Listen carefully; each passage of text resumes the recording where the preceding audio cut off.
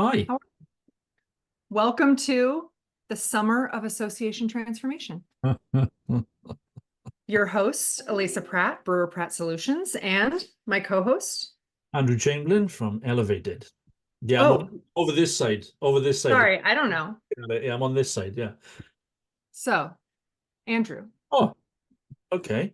how have you been? I've been good. What?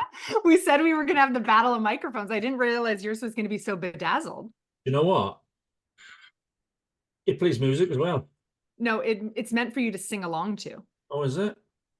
This is not mine. It's my daughter's, by the way. Just a Don't kid. lie. It's okay, Andrew.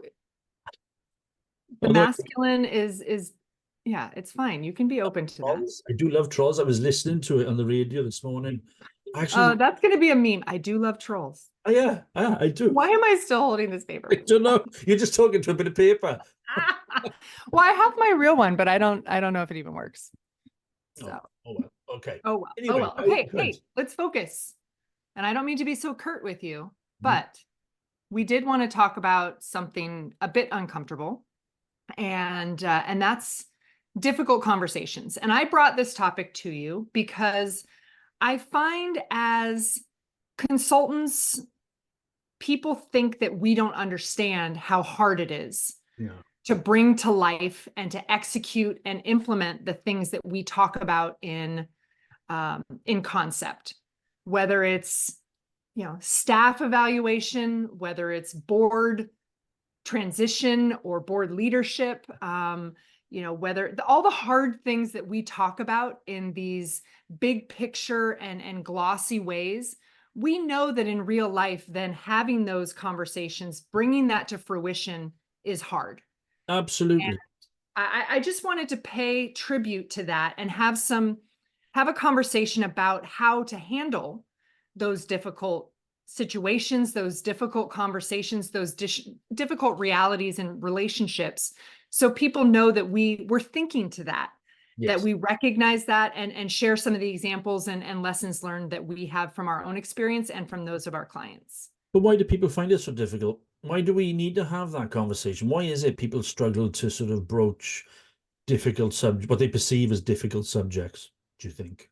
Well, I think there's two layers. There's the situation in itself that's difficult that then is necessitating the spotlight or being addressed. And then there's the interaction that we know is going to be uncomfortable and difficult.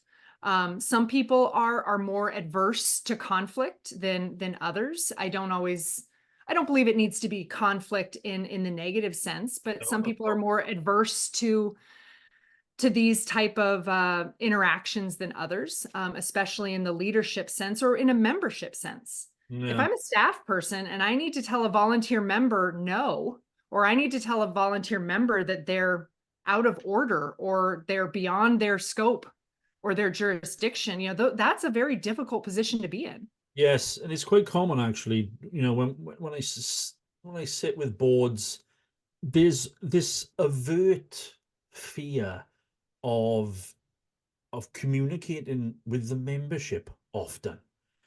Particularly if they perceive it's something that, the membership won't like. And invariably it's because they've been subjected to, a verbal battering by one or two of the more vociferous members, not the 30,000 other individuals who are in Yeah. the Yeah. organization, but because they've had a run-in with, as I say, perhaps someone who used to be on the board or somebody who's a founding member or somebody who just has extremely strong opinions and is not afraid to voice them.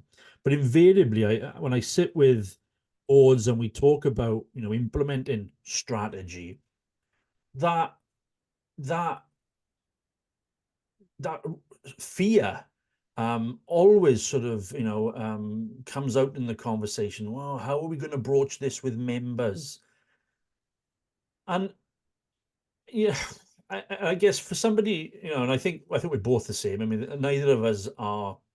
We're not conflict averse, but we don't. I mean, I don't think you are. I'm not conflict averse. No, I kind of enjoy it sometimes. I like, well, yeah, constructive conflict. When you Right. Productive, when you productive, constructive. And I can't tell you how often as a consultant, I assure my client that I'm I'm okay being the bad guy. If I need to bring up that uncomfortable, if I need to be the instigator of a conversation that needs to be had for the greater good, no problem. That Yeah. and it's often that people don't have the political capital to Yes. have that. Yes. And so outsourcing that instigation is okay, Complete. but it then has to turn into something.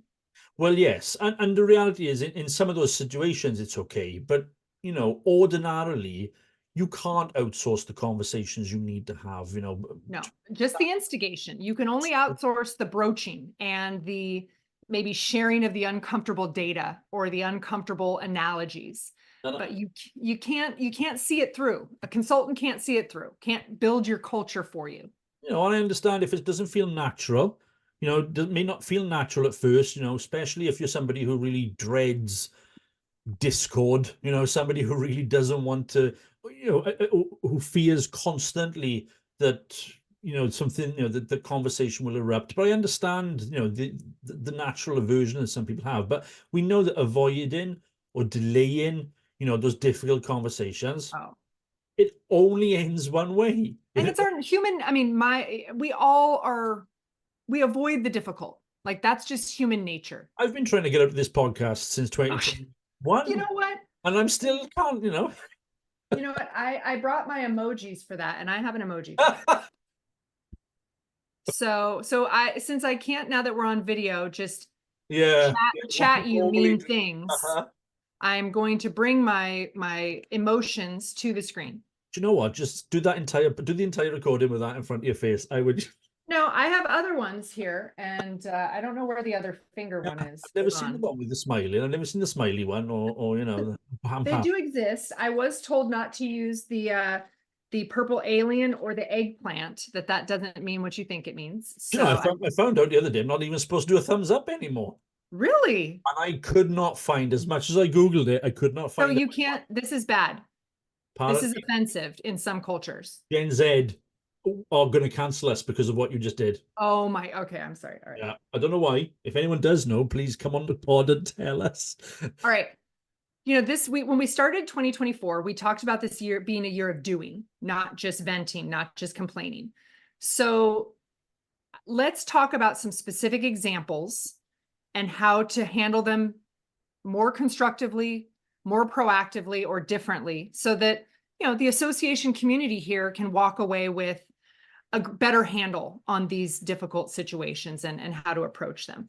I think the first and most obvious, given our experiences, is the chief executive needing to have a difficult conversation with the board leadership, Mm-hmm. the board chair, the board president, whomever it may be, maybe the full executive committee, about either the board itself not being engaged, not doing their job, not wearing the right hat, or thinking strategically.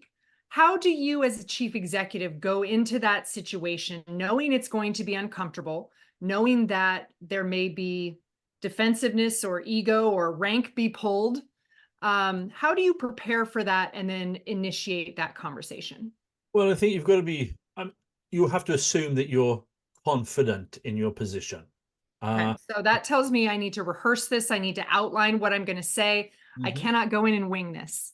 If there's data that Oh, data. Yes. Hold on. Let me give you you get an emoji for that. love it, love it. Oh, Data, data, data. I'm gonna worry now about all the different. They keep on appearing. Yeah. They're And I just going to pop up. you need to walk into that environment. Yes, you need to be absolutely. You need to be honest, respectful. You can't be combative. You can't be confrontational. You shouldn't walk in the room expecting a conflict. But you should be prepared. Yeah.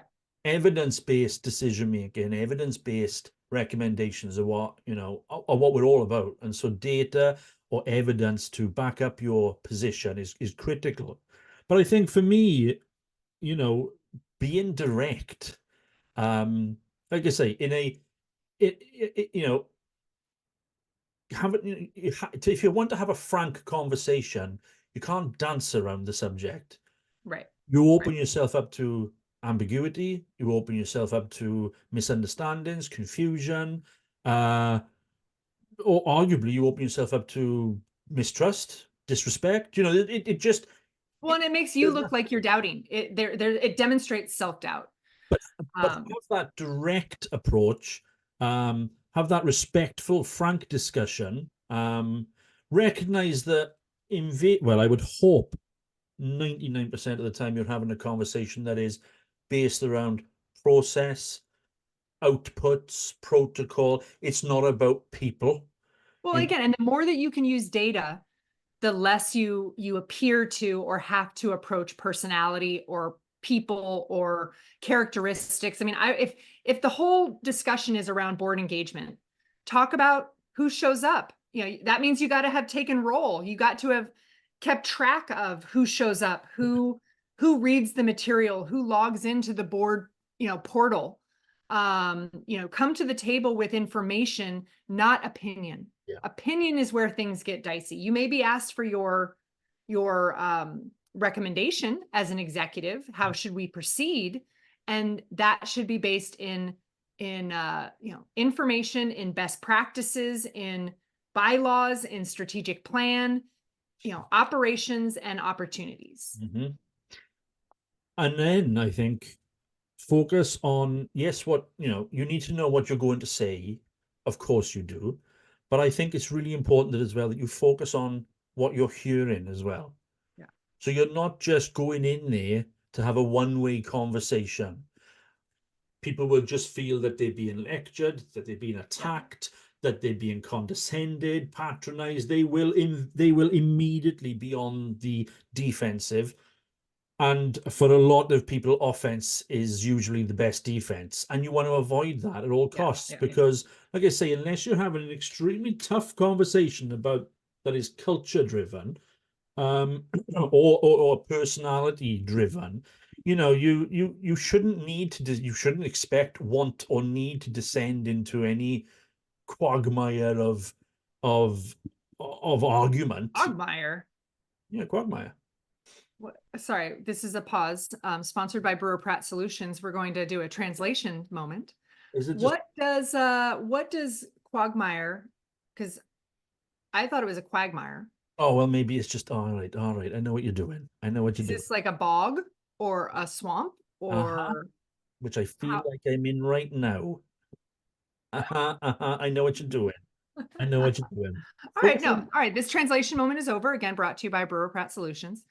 Back to the discussion. What well, I are think your oh sorry, go on, sorry, go on, go on. what are your thoughts on prefacing the difficult conversation with an email? Setting up the conversation, or do you just do it all in person? And I I think this is important for board conversations as well as staff conversations. Do you set the table or do you go in just with a live conversation? No, I suppose you could arguably accuse me of, ambushing somebody if you haven't given them, fair warning that there's a conversation on the horizon. And again, assuming we're not talking about a conversation that should be following due HR process, Sure. if we Yes, that's a different kind of conversation. it's over there, absolutely. No, I wouldn't lead it. I personally, I don't lead it with email intros. Nothing panics individuals more with only a slice of the story. We need to have a conversation. Dun dun dun What on dun. earth does that mean? Oh, and by the way, it's 3 o'clock on a Friday. We'll have that conversation on Monday afternoon. Oh, no, don't. Again, I would start, and by all means return to the conversation. Don't just, Yeah, if you come back face to face, do. But I think, you know, don't layer it with complicated communication or right. overcomplicate it with unnecessary communications is my feeling.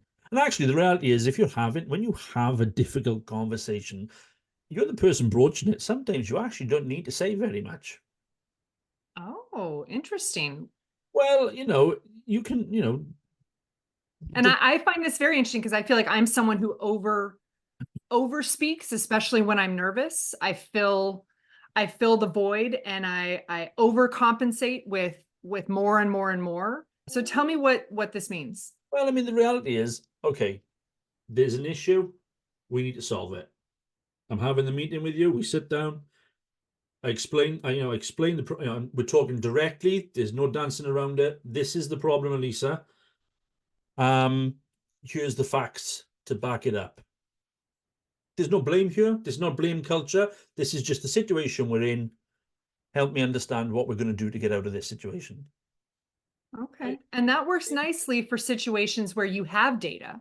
Absolutely. I'm thinking about those staff conversations, and we've never talked more about staff wellness, about retention, about, empowering talent and building your team and the team culture into Yeah. something that's mission driven and member focused. Yeah. But there aren't always conversations with people that come with data. Oh, And that's true. But then just be a human. I mean, again, don't overthink it. What's that about? Oh my God.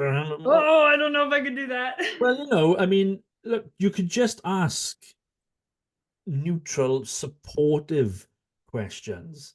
I Isn't see. that passive aggressive when you say, so how do you think it's I going? don't think so. No, well, that is quite It's frankly, not it's a you, it's terrible way of doing me. it. Yeah, Yeah. yeah. Well, we're breaking up. Oh my God. Um, all right. I see that you're struggling. I get a sense you're struggling a wee bit on this particular piece of work, or when you're coming in during, in the mornings, you're not seeming yourself. What? Just tell me about some of the challenges you're dealing with. See, That's it. I have a new teenager. My son's just turned I don't think 13. we can put teenagers into. They are the difficult people. No, but the way they hear you, the way they react, the way they then snap back, I feel like those gentle cues that you imagine can still be taken very differently than you intend.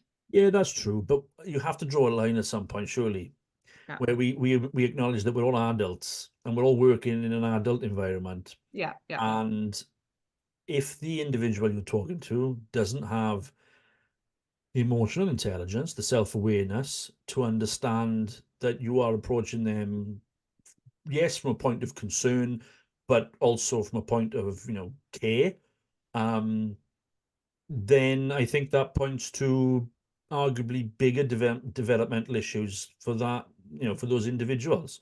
Yeah. Yeah. Because the reality is, yes, you're in a leadership position.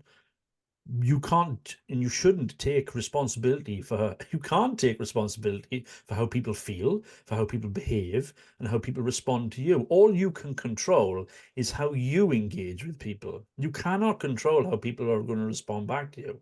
And in that situation, I think in that scenario where somebody does sort of push back in a perceives it as a personal attack, or they push back in a confrontational manner, I think it's incumbent on you as the leader, um, and as the instigator of the conversation, to keep a level head.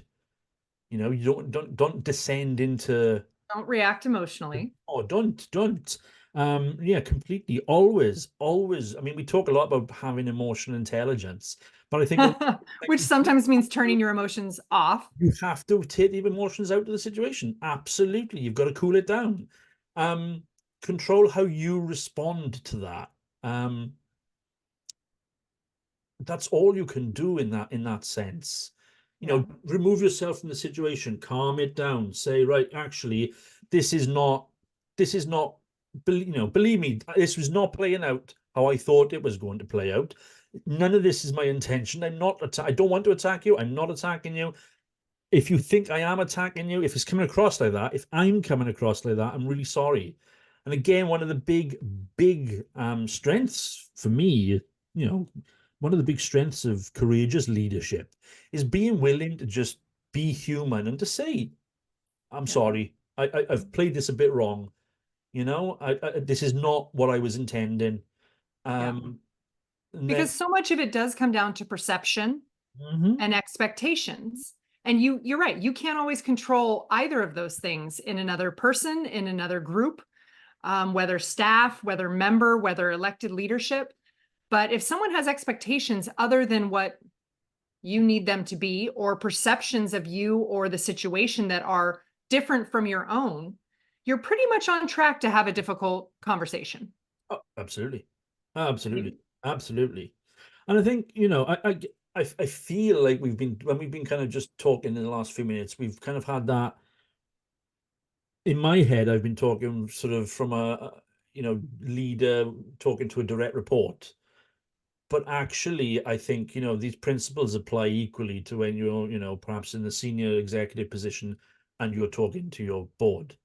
Yep. Yep. Um, because if you cannot have an open and honest and frank conversation with a member of your board for fear of reprisal, fear of retribution, fear of relationships breaking down, that is pointing to a much, much bigger and much more significant cultural problem um, in the governance context. And Yeah. that alarm bells should be ringing. Yeah. Um, Hold on. I have an emoji for that. there you go. Yeah, that's pretty much my board emoji. Uh, Well, it's kind of like these two married together. oh yeah, that's more. You Yeah. know, if you sit in your board meeting and you make these faces, whether externally or on the inside, then yes, you should be recognizing those emotions and deciding what needs to be tackled. Absolutely, yeah. Who needs to be tackled first? No, no, no, no, From the legs taken down. no. But I think, I think if you observe that, and this is across the organization, but I think if you observe that type of behavior where people are responding extremely poorly, or habitually they're responding because they're habitually feeling attacked, it tells me that potentially there's an issue around sort of psychological safety in Or the. maybe it's you. What if the whole thing is it's you?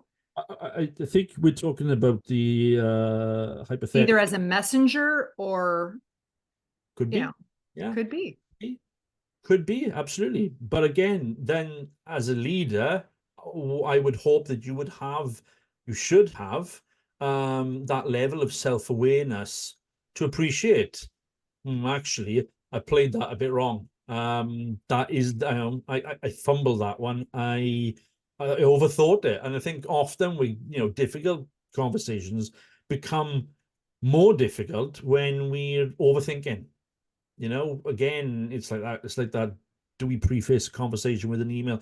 Do we overcomplicating things in our head? Um, Perhaps putting the conversation off. It invariably will cause you more headaches. Um, and the sooner you can get your cards on the table, the sooner you can resolve those issues. Yeah. Yeah. And again, if I'm thinking about board. Someone Well, doesn't want to play that something game, then something we talk about a lot is board evaluation and yeah. skills assessment of your board to ensure that your succession is appropriately filling your board table with the right skill sets, the right strengths to serve the organization. Which means at some point you've scored your board and found them to be, I don't know, unsuccessful in certain areas. I mean, if you're saying we're evaluating isn't about giving everybody an A plus. No. It's about finding your gaps. Mhm. And how do we talk about this a lot in these big, broad strokes. How does a leader, whether a board leader or a staff executive leader, broach those deficiencies in a board to therefore repair it? Your intention is to make the board stronger, but to do so, you have to identify and spotlight the inadequacies. But you can't have that conversation in front of everybody. Okay. I mean, if you're identifying an individual or individuals who have certain deficiencies in their character, that is undermining their ability to be confident and competent board members, you cannot. One, don't don't couch it in broad terms. The board has a problem. The board doesn't Yeah. have a problem. Some people in the board have a problem. Hold on, I got a face for that. This Yeah. is making me uncomfortable already. But we don't have that conversation in front of the entire board. Right. Just as you wouldn't, if you're having your mid-year appraisal with one of your direct reports, you're not going to have that in the middle of the office in front of everybody. You're going to have that in confidence, in private, And I think it's incredibly important that the board members understand, your commitment to maintaining confidence, and understand that your commitment is also to supporting them, because in doing so, that is good for the organization. What's good for you is good for them, is good for the business, or good for the association. But I think sometimes people, because they find it difficult to have these conversations, I end up, being brought in to deal with board problems that, Yeah. I'm still holding my microphone, by the way, that aren't board problems. They are individual, they're individual headaches, and And they've been left to to fester. fester. Yeah, If they were, wait, were we going to use the same word? Did you say fester? they were fester. If they had been handled on the front end, either by setting individuals up to understand expectations, what their roles are, and provide them the training and the tools to do their job, then you hopefully have fewer that Spot on. disappoint. Yeah. But you also have then a system that you can turn to. Hey, you were provided this, this was outlined for you, and yet we still see you unable to contribute, blah blah blah, at the level required. Absolutely, absolutely. And even a simple thing, even a simple thing like a team charter. We as a team, as a board, as a team, we as a staff team are going to adhere to these ways Yeah. of working. We're going to. I don't like putting things in team charters to say, "Oh, we're going to be polite and professional," because, quite frankly, that's like. Some groups need that though.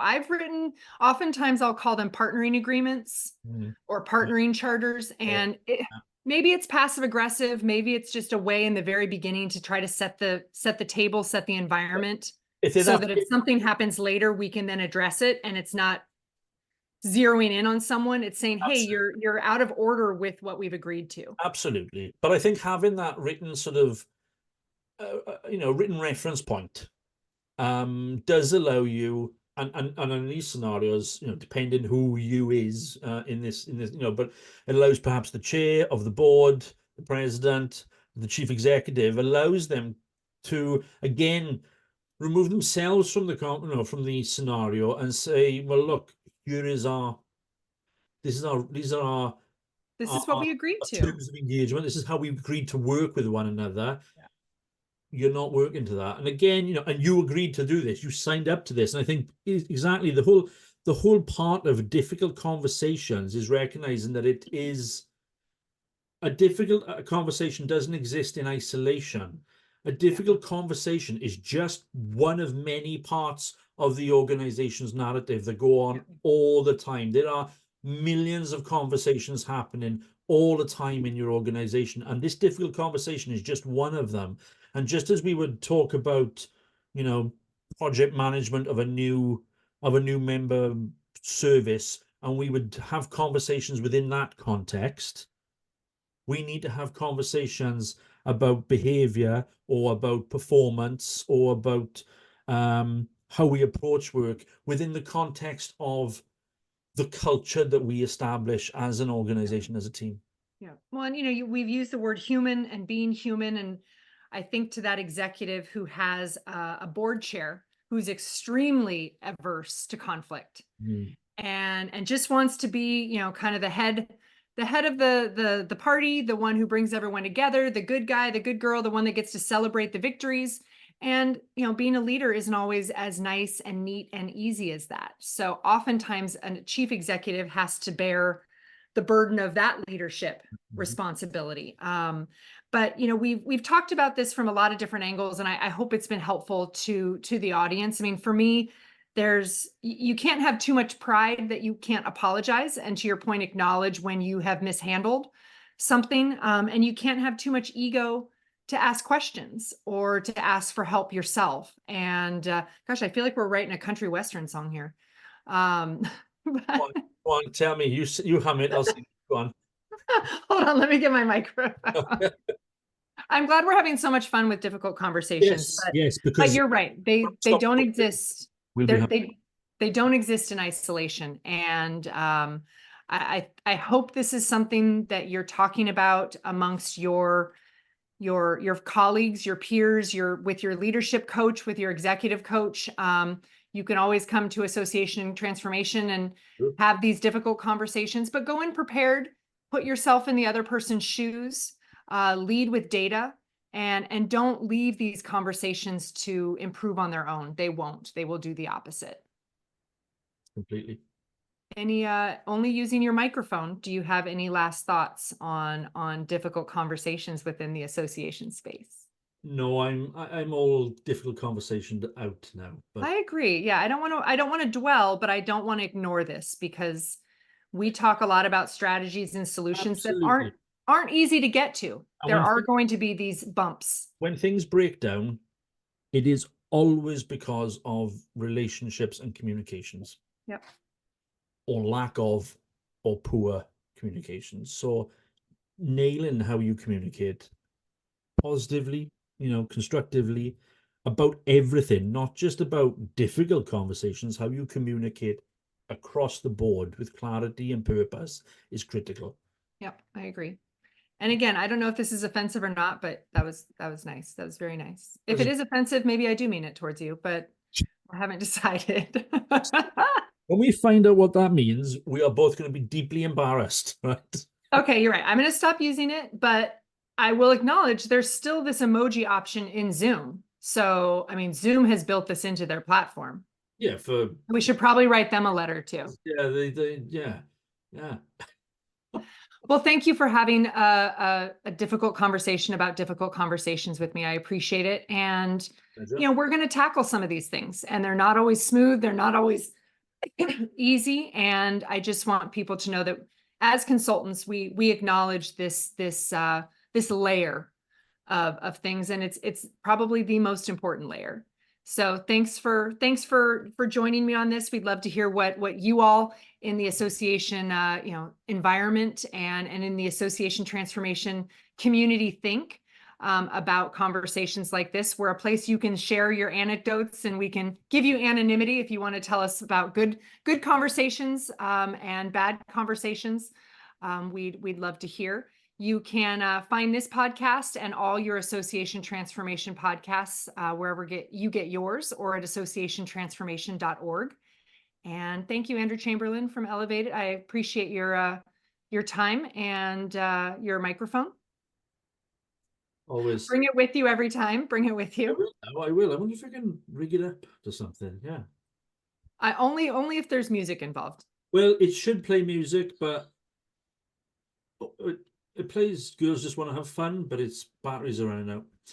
You don't even give your daughter a functional microphone? Well, I only just found out the batteries. It's not like I just walk around with this and then just give it to her every now and again. And say, you have a holster, don't you? Do you have a holster on your belt for it? All right, get out of here. Get out of here. Go have good conversations. Go invest in relationships. And until next time, put your members and your mission first.